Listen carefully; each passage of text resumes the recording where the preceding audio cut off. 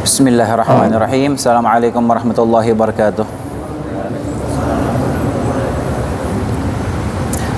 Innal hamdalillah nahmaduhu wa nasta'inuhu wa nastaghfiruh wa na'udzu billahi min shururi anfusina wa sayyiati a'malina.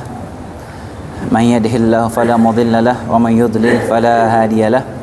Asyhadu an la ilaha illallah wahdahu la syarika lahu wa asyhadu anna Muhammadan abduhu wa rasuluh sallallahu alaihi wa ala alihi wa sallama tasliman katsira, amma ba'd. Allahumma 'allimna ma yanfa'una wa anfa'na bima 'allamtana wa zidna 'ilman wa imanan wa aslih lana sya'nana kullahu wa la takilna ila anfusina tarfata 'ain. Hadirin rahimani wa rahimakumullah, kita lanjutkan pembahasan tentang rukun iman, dan kita masih membahas rukun iman yang kelima, iman bil yaumil akhir. Dan insyaallah ini bagian sesi terakhir dari pembahasan tentang haud. Kita masih membahas sedikit lagi, masih terkait dengan haud Nabi SAW. Dan pada pertemuan sebelumnya kita sudah menjelaskan tentang orang-orang yang akan terusir, tidak diizinkan minum dari haud Nabi SAW, yaitu orang-orang kafir yang munafik maupun murtad, kemudian juga pelaku bid'ah, kemudian juga orang yang berbuat zalim secara berlebihan.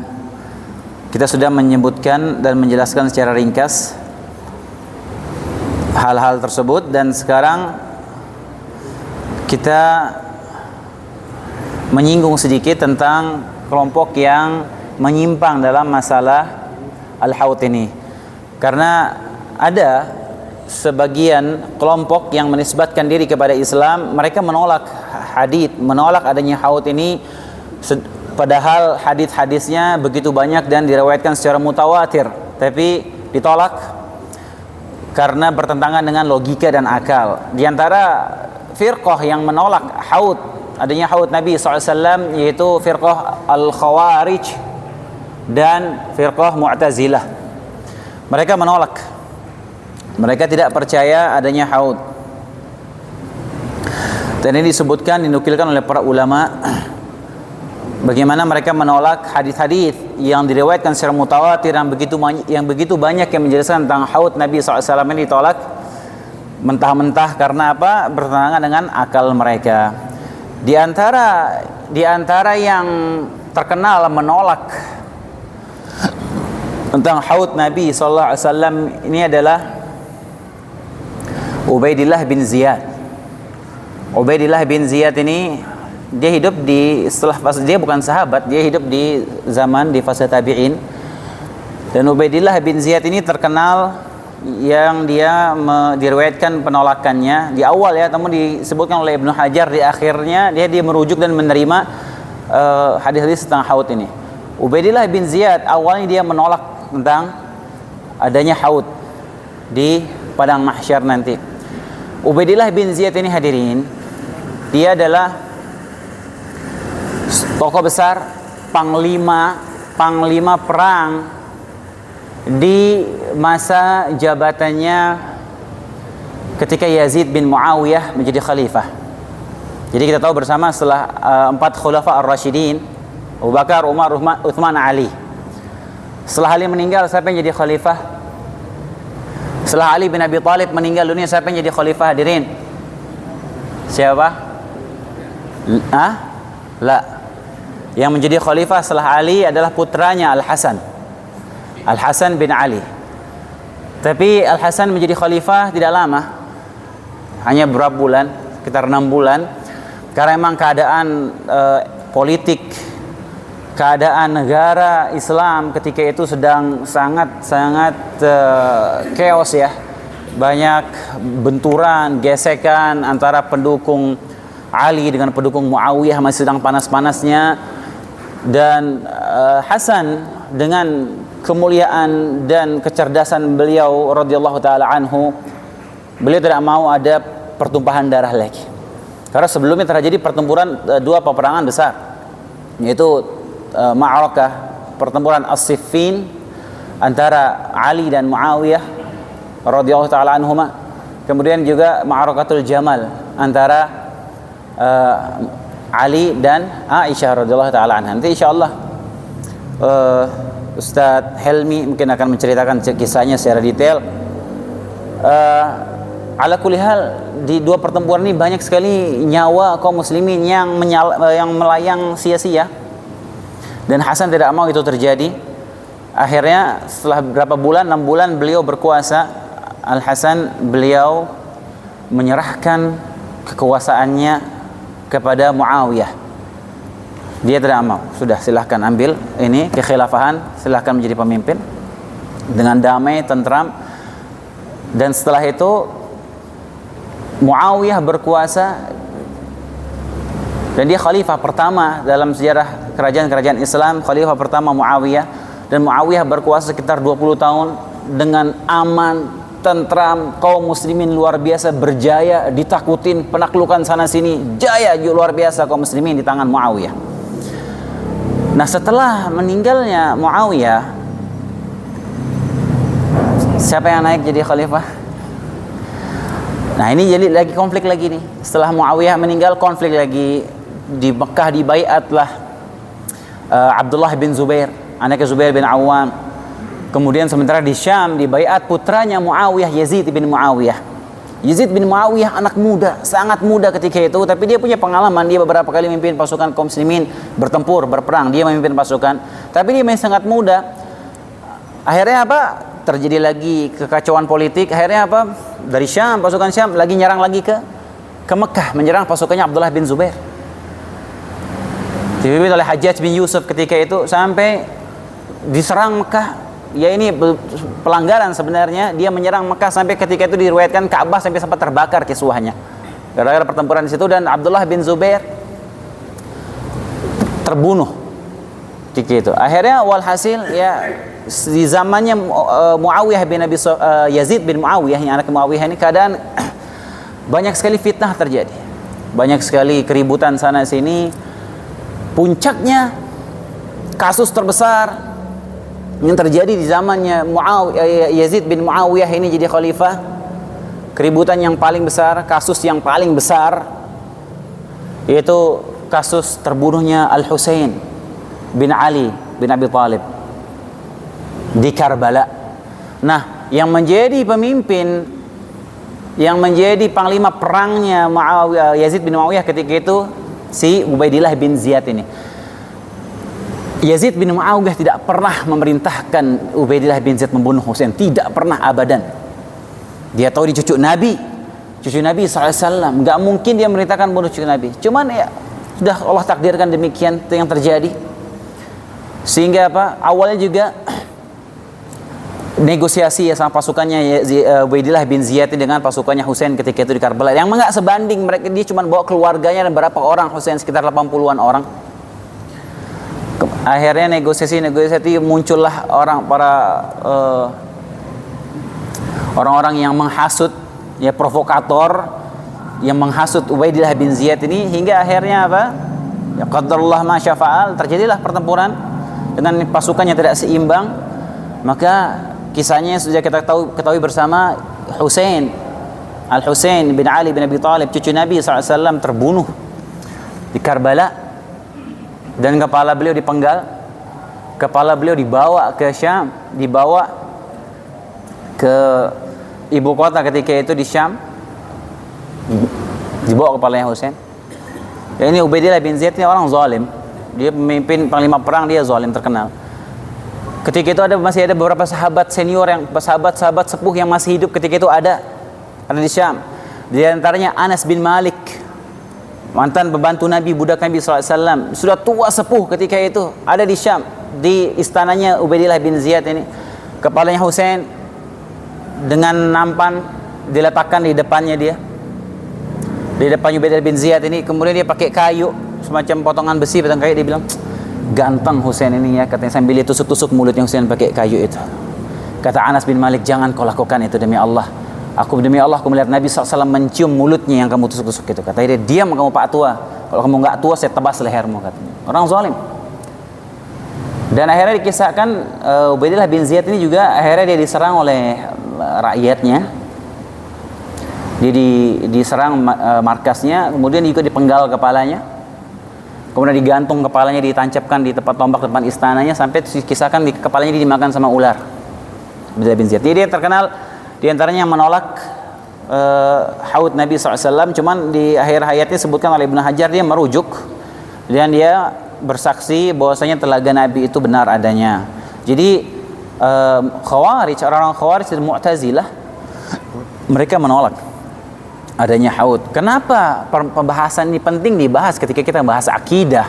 Karena ini masuk dalam ranah iman bil yaumil akhir. Ketika kita beriman kepada hari akhir, ini termasuk rukun iman kita beriman dengan hari akhir. Bukan cuma sekedar kita beriman akan ada hari kiamat terjadilah. Semua yang mencangkup yang masuk dalam lingkup hari akhir nanti, semua peristiwa yang akan terjadi dari awal kita meninggal dunia, dari awal kita masuk kubur, semua yang Nabi SAW dan Allah sampaikan, apa yang akan terjadi setelah kematian, dalam kubur, hari kebangkitan, di padang mahsyar, sampai nanti mizan, qantarah, sirat, surga dan neraka, semuanya masuk dalam lingkup iman bil yaumil akhir. Makanya ulama membahas ini dirincikan. Kenapa? Karena ada kelompok-kelompok yang menolak sebagian ini. Nanti ada yang menolak mizan, ada yang nggak percaya dengan mizan, timbangan, menurut mereka nggak masuk akal. Ada yang menolak mizan, ada yang menolak haud, ada yang menolak adanya adab kubur, dia nggak percaya. Ada yang menolak, nggak percaya bahwasanya nanti manusia di surga dan neraka itu akan kekal abadi. Ada yang menolak. Makanya ulama membahas ini, merincikan ini hadis yang mutawatir, diriwayatkan Nabi sering sekali menyampaikan masalah haud ini. Dan masih aja ada kelompok-kelompok yang menyimpang dari sunnah Nabi alaihissalam, menyimpang dalam masalah akidah, di antaranya dalam masalah ini al-haud.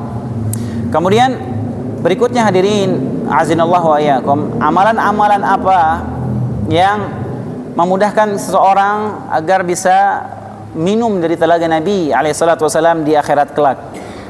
Di antaranya disebutkan para ulama, yang pertama yaitu menjaga salat dan menjaga wudu.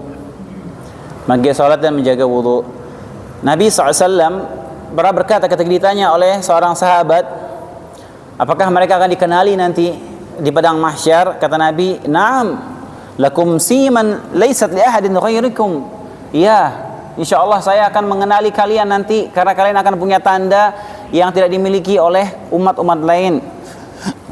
Tariduna alayya ghurran muhajjalina min atharil wudu. Kalian akan mendatangi haudku nanti dengan tanda apa? Ada sinar bercahaya karena bekas wudu. Itu saya sebutkan pekan lalu. Syariat wudu ini cuma ada di syariatnya Nabi Muhammad alaihissalam. Umat sebelum Nabi Muhammad nggak ada syariat wudu, nggak ada. Tayamum nggak ada. Cuma ada di umat Nabi Muhammad SAW. Dan nanti bekas wudu itu akan bersinar, bercahaya, mengeluarkan cahaya yang dengan itu Nabi mengenali, oh ini umatku, karena ada cahaya bekas wudunya. Dan diantara yang bisa memudahkan kita agar bisa sampai ke haud Nabi SAW adalah dengan menjaga sholat dan menjaga wudu. Karena kita berusaha ya menjaga wudu sunnah, walaupun kita lagi nggak sholat, kita megang wudu itu sunnah. Makanya ketika Bilal bin Rabah radhiyallahu taala anhu ditanya ke Nabi SAW, wahai Bilal, aku mendengar suara sandalmu di surga, sementara kamu masih di dunia, sudah disiapkan sandalmu di surga, apa rahasiamu? Kata dia, aku nggak punya amalan khusus sebenarnya ya Rasulullah, hanya saja aku selalu sholat 2 rakaat setelah wudu. Jadi kalau dia batal, dia ambil wudu lagi, dia sholat 2 rakaat, sholat sunnah wudu. Dia selalu lakukan itu. Maka Nabi SAW berkata, karena itulah engkau mendapatkan keutamaan itu. Jadi dia mengamalkan sholat sunnah wudu. Nah makanya sholat sunnah wudu ini hadirin, sebutkan kalau kita bahas fikih, dia boleh digabung dengan sholat sunnah yang lain, boleh digabung niatnya. Makanya kalau kita datang ke masjid, kita sudah wudu nih dari rumah, datang ke masjid, Kita bisa gabung sholat tahiyatul masjid, niatkan dalam hati mau gabung sholat niat tahiyatul masjid sama niat sholat sunat wudu, boleh. Kita gabung lagi dengan sholat qobliyah juga boleh. Makanya ini memudahkan kita. Kita boleh menggabung niat-niat beberapa amalan sunnah dalam satu waktu. Antara sunnah ya, wajib sama sunnah nggak bisa. Kemudian yang kedua,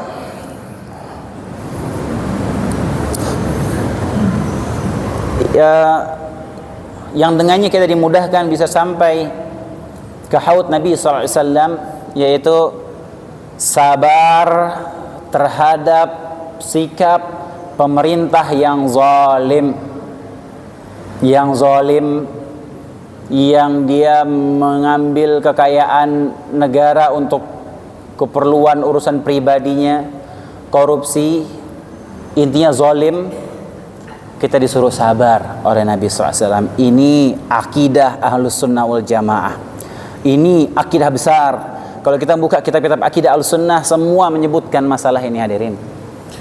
Sampai ulama memasukkan masalah ini, masalah akidah, karena perkara besar, bukan perkara ringan, bukan perkara sepele, perkara yang dengannya bisa tertumpah jutaan darah manusia. Masalah yang satu ini, perkara yang Nabi SAW ingatkan berkali-kali.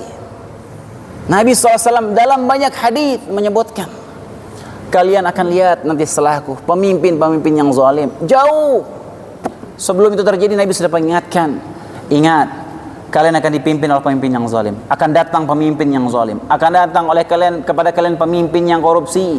Akan datang kepada kalian pemimpin yang zalim yang akan mengambil harta kalian, memukul kalian.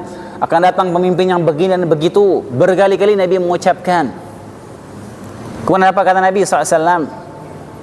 Lakukan revolusi, berontak, kudeta, lah, isbiru, sabar kalian hadapi.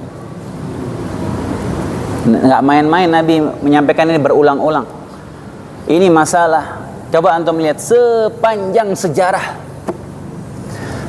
sejarah berapa juta nyawa melayang, berapa nyawa kaum muslimin melayang sia-sia, tertumpahkan darah, berapa kezaliman terjadi. Masalahnya cuma satu saja, gara-gara ribut sama penguasa. Sepanjang sejarah, dari dulu antum kumpulkan sejarahnya, kumpulkan riwayatnya, sejarahnya kamu tuh semua dari zamannya. Kita sebutkan dari zamannya Yazid bin Muawiyah, dari zamannya Yazid bin Muawiyah, dari zamannya Muawiyah, terus ke zaman khilafah ini, khalifah ini, sampai sekarang, sampai hari ini.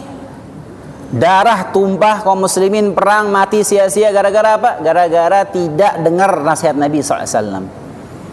Ribut sama penguasa. Islam memperhatikan maslahat umat, maslahat besar, bukan hawa nafsu. Dan ini harus kita sampaikan kepada umat. Karena sekarang banyak orang-orang, tokoh-tokoh, ulama-ulama yang dia menghasut manusia untuk bikin ribut, cari masalah, kudeta, revolusi. Subhanallah. Kita hidup di negeri yang luar biasa aman ini, nikmat luar biasa dari Allah Subhanahu wa taala. Kita bisa salat waktu dengan santai, 5 waktu di masjid.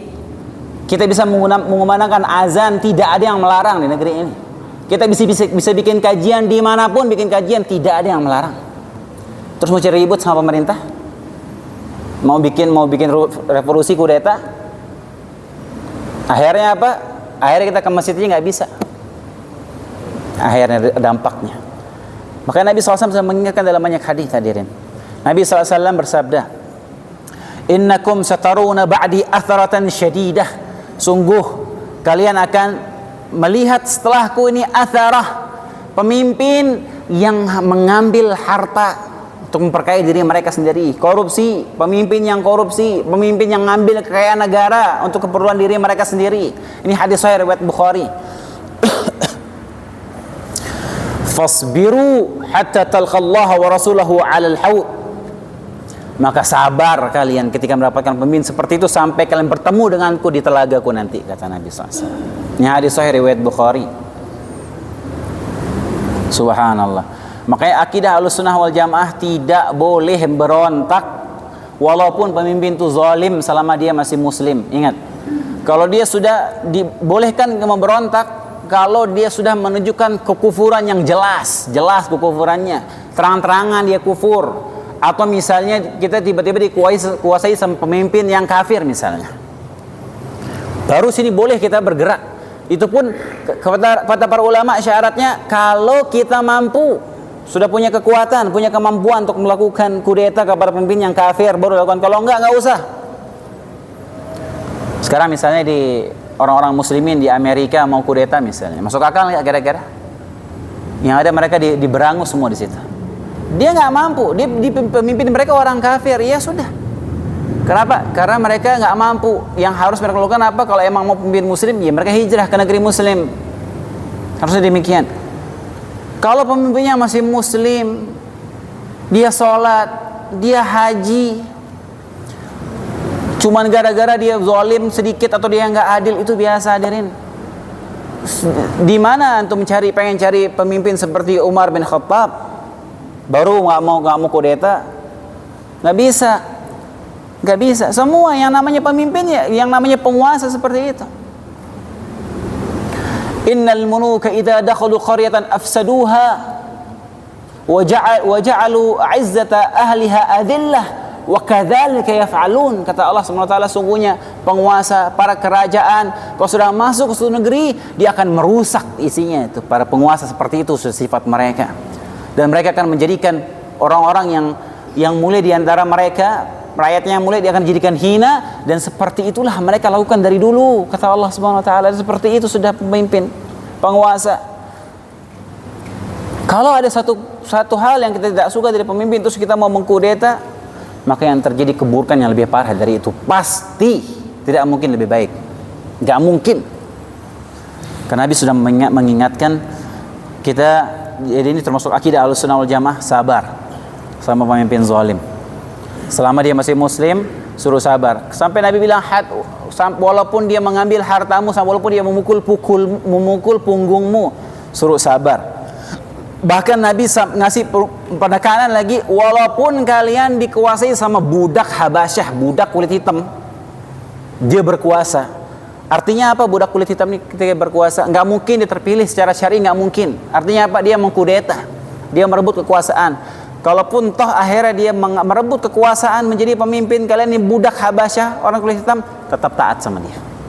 Kata Nabi sallallahu alaihi wasallam, jangan cari perkara, jangan cari penyakit, jangan cari ribut sama penguasa. Subhanallah, satu nyawa kaum muslimin itu berharga dalam Islam. Kata Nabi SAW, la zawalud dunya ahwanu indallahi min qatli rajulin muslim. Hilangnya dunia ini, hilang, musnah, lebih baik, lebih ringan insya Allah daripada melayangnya satu nyawa kaum muslimin. Dalam riwayat lain, la zawalul ka'bah ahwanu indallahi min qatli rajulin muslim. Atau kama qala SAW, hilangnya Ka'bah ini hilang, masih mending dibandingkan hilangnya satu nyawa orang muslim. Sekarang subhanallah, hati-hati orang-orang yang para tokoh-tokoh yang menyerukan seperti ini, dia akan mencari-cari nih. Dia akan cari-cari perkataan-perkataan yang dhaif, perkataan-perkataan yang enggak sahih, riwayat-riwayat palsu, untuk dia membelokkan kaum muslimin dari hadis-hadis sahih yang Nabi SAW peringatkan kita untuk sabar kepada kaum muslimin. Cerita ini, kisah itu bohong semuanya. Dia tinggalkan hadis-hadis sahih dalam Sahih Bukhari, Sahih Muslim yang Nabi peringatkan untuk sabar. Dia pakai cerita-cerita palsu untuk apa? Untuk manas-manasin manusia supaya berontak sama pemimpinnya. Terutama anak-anak muda nih yang paling gampang dicuci otaknya. Makanya orang-orang Khawarij yang kerjanya berontak sama pemimpin itu rata-rata anak muda. Dari dulu orang-orang Khawarij di akhir masa sahabat anak-anak muda itu. Utsman bin Affan, menantu Nabi SAW, nikah sama dua anak Nabi, dibunuh secara zalim sama orang-orang yang berontak. Utsman, antum bayangin, Utsman bin Affan yang dijamin surga, nggak adil Utsman, nepotisme, begini dan begitu, di demo, berontak, dibunuh. Coba, itu kelakuan orang-orang Khawarij seperti itu. Dan subhanallah ya, waktu pas awal, coba kita ambil contoh satu negara di Suriah itu.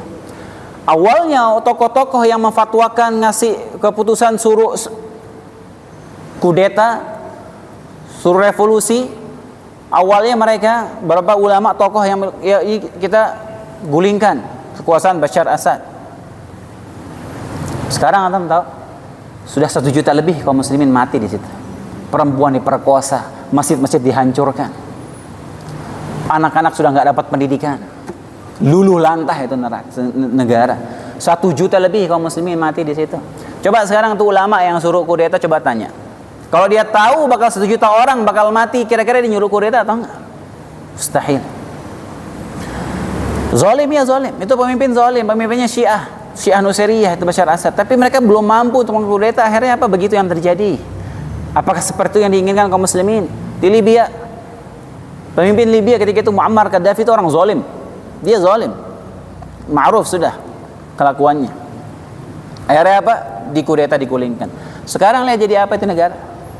Yang dulu sama pemimpin yang zalim itu, sama Muammar Gaddafi yang terkenal zalim, listrik gratis, pendidikan gratis, ini gratis, makmur. Sekarang banyak anak yang nggak sekolah, mau hidupnya susah. Anda dengar sendiri warga Libya ketika diwawancari, dulu saya ikut berperang menggulingkan Muammar Gaddafi.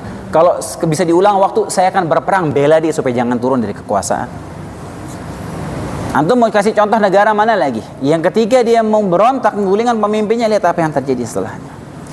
Subhanallah, makanya kita suruh sabar. Ya Allah, lihat bagaimana keadaan negara-negara yang sekarang konflik luar biasa. Rumah mereka sudah hancur, anak-anak nggak bisa sekolah, wala bisa baca, wala bisa ngaji, nggak bisa baca Al-Quran. Gara-gara apa? Gara-gara negaranya konflik. Sumbernya dari mana? Gara-gara berontak sama penguasa, pemimpinnya.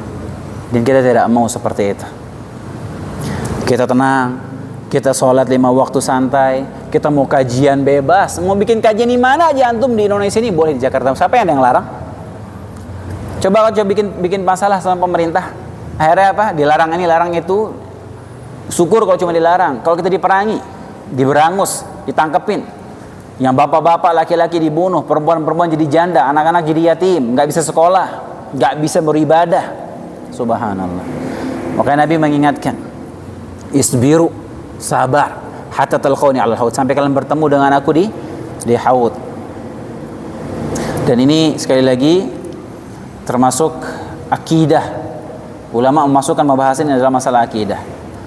Kalau sekarang ada aja yang ngomong, ada aja yang membantah ini. Enggak, kita enggak disuruh sabar, tutup mata, apa aja samina wa ta'na, enggak seperti itu, enggak mutlak begini dan begitu. Ya, ini orang-orang yang demen ribut emang.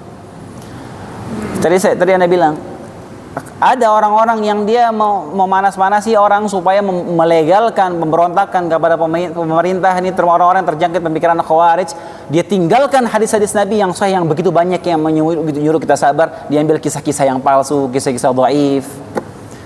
Itu disampaikan kepada umat supaya apa? Tuh membara nih, anak-anak muda apalagi, semangat luar biasa untuk perubahan. Kalau mau perubahan, mau lebih baik, ingin mengadakan perubahan untuk negara, maka dilakukan dengan cara yang sesuai syariat. Di antara yang Nabi SAW ajarkan, kalau ada sesuatu yang kita tidak suka dari pemimpin kita, fala yubdihi alaniyatan, kata Nabi SAW, jangan diumbar terang-terangan, diekspos terang-terangan, nggak boleh. Maka hendaknya diambil tangannya, dinasihatin secara tertutup. Kalau dia terima, alhamdulillah. Kalau enggak, kalian sudah menyampaikan tugas kalian, kata Nabi SAW. Mengumbar aib pemimpin di tempat umum saya dilarang sama Nabi SAW. Jangan merusak wibawa kaum muslimin, akhirnya bikin gesekan antara rakyat dengan pemimpinnya. Lakukan nasihat secara sembunyi-sembunyi. Atau kalau melakukan perubahan yang lain, maka lakukan dengan memperbaiki generasi yang ada sekarang ini, karena nanti mereka yang akan menjadi pemimpin masa depan.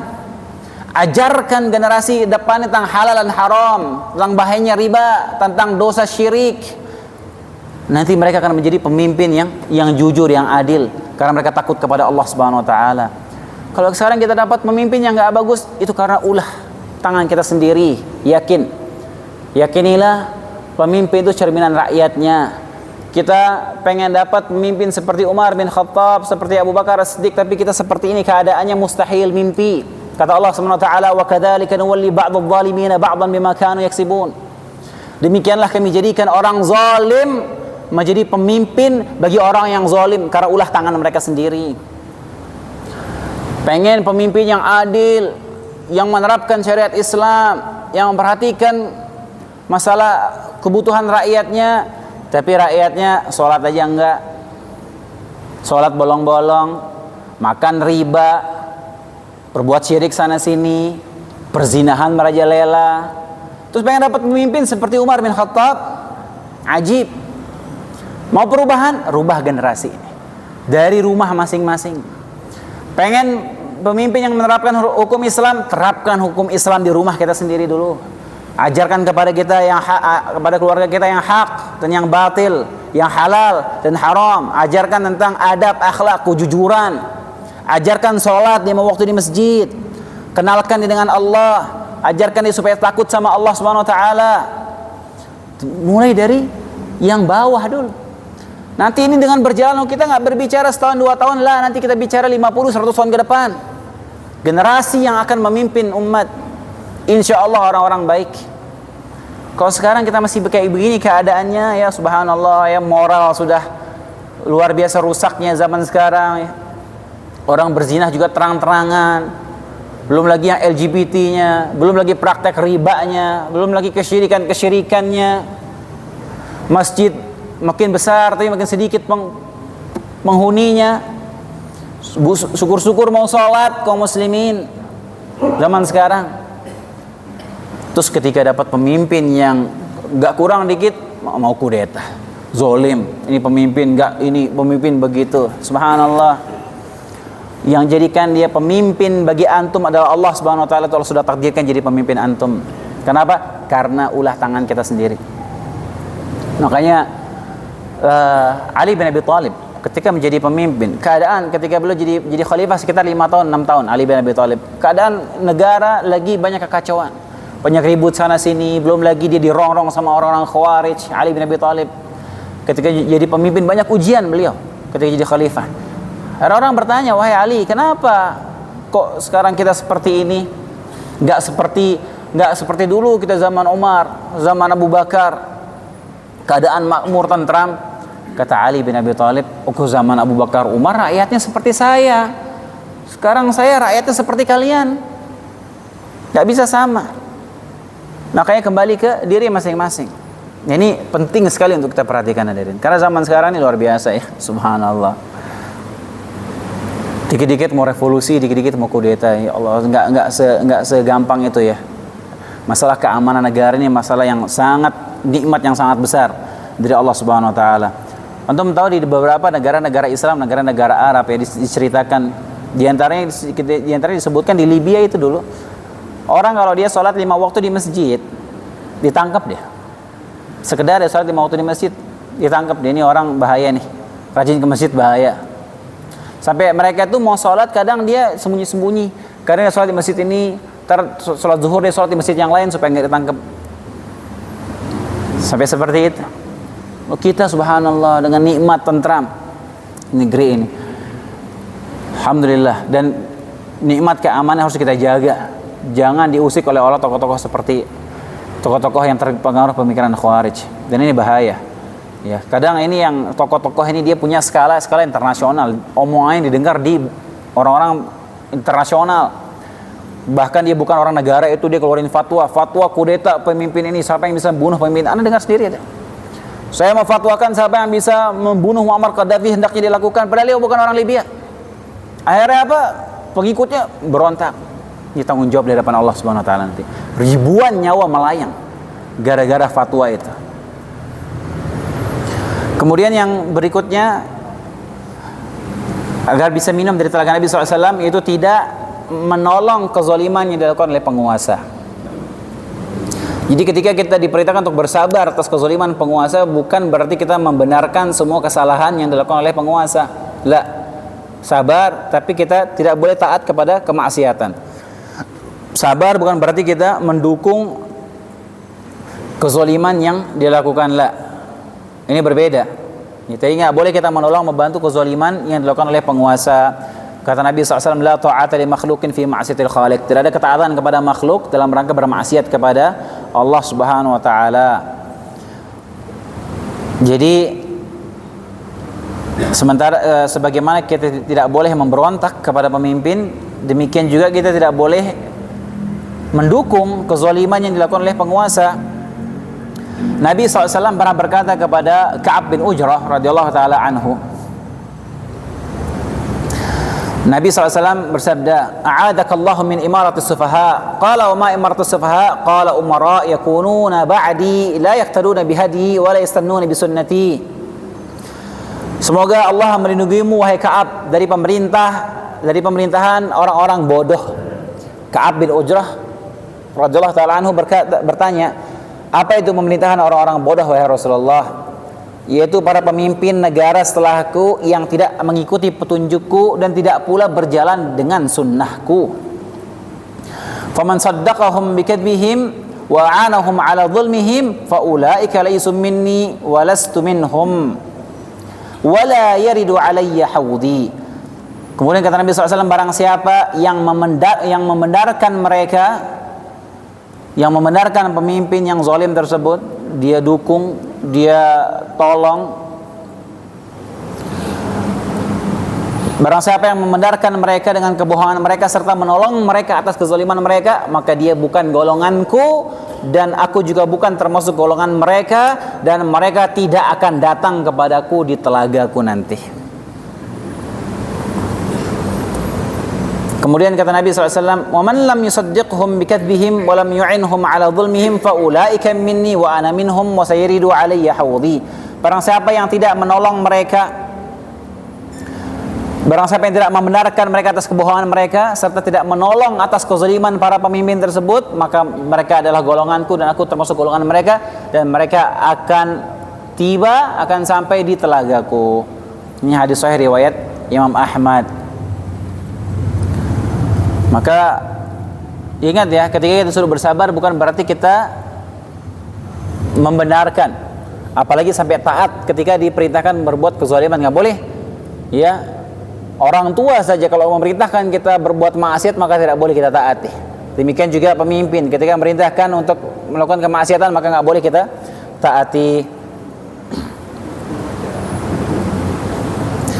Karenanya yang tadi kita sebutkan juga solusinya apa? Ketika hal seperti itu terjadi, dinasihatin. Makanya kalau kita ada kesempatan peluang menasihati pemimpin, maka dilakukan. Dia udah azan? Udah isya? Oh belum. Taib. Kemudian yang terakhir, agar kita bisa sampai ke telaga Nabi SAW, yaitu jangan berbuat bid'ah. Dan ini kita sudah jelaskan panjang lebar pada pertemuan yang lalu tentang perkara membuat bid'ah, hal-hal yang baru dalam agama, merubah-rubah agama Allah Subhanahu wa taala. Dan ini termasuk orang-orang yang tidak diberikan izin untuk minum di telaga Nabi alaihi salatu wassalam. Kita menghindari perbuatan perkara-perkara bid'ah. Jika tidak ada tuntunannya, tidak ada contohnya, jangan kita mencari-cari dalil. Mencocokkan dalil. Kadang ada Nabi tidak pernah mencocokkan ini. Nanti dia cari-cari dalil nih. Cari-cari dalil, dicocok-cocokin, cocok logi. Oh ini dalilnya. Oh ya berarti boleh lakukan. Lah. Tidak seperti itu kita beragama. Kita lihat bagaimana para sahabat dan para salaf memahami dalil itu. Terkadang ada orang berdalil untuk merayakan ini dengan dalil ini, tidak ada satupun ulama yang memahami dalil itu seperti yang mereka lakukan, seperti yang mereka pahami. Akhirnya apa? Terjadilah perkara-perkara bid'ah ini. Antum tahu orang Syiah mengkafirkan Abu Bakar dan Umar bin Khattab itu pakai ayat Al-Quran. Orang Ahmadiyah, dia berdalil dengan adanya Nabi setelah Muhammad, si Mirza Ghulam Ahmad itu sebagai Nabi, dalilnya pakai Al-Quran. Kalau orang memahami dalil dengan nafsu, dengan pemikiran sendiri, ya begitu jadinya. Makanya apa? Kita pahami dalil sebagaimana para sahabat dan para salaf memahami dalil. Kalau enggak, akan terpecah belah kaum muslimin ini. Kembali ke bagaimana mereka memahami agama Islam dengan benar. Demikian yang bisa kita sampaikan pada hari ini. Kurang lebihnya saya mohon maaf. Subhanakallahumma bihamdika asyhadu an la ilaha illa anta astaghfiruka wa atubu ilaik. Assalamualaikum warahmatullahi wabarakatuh.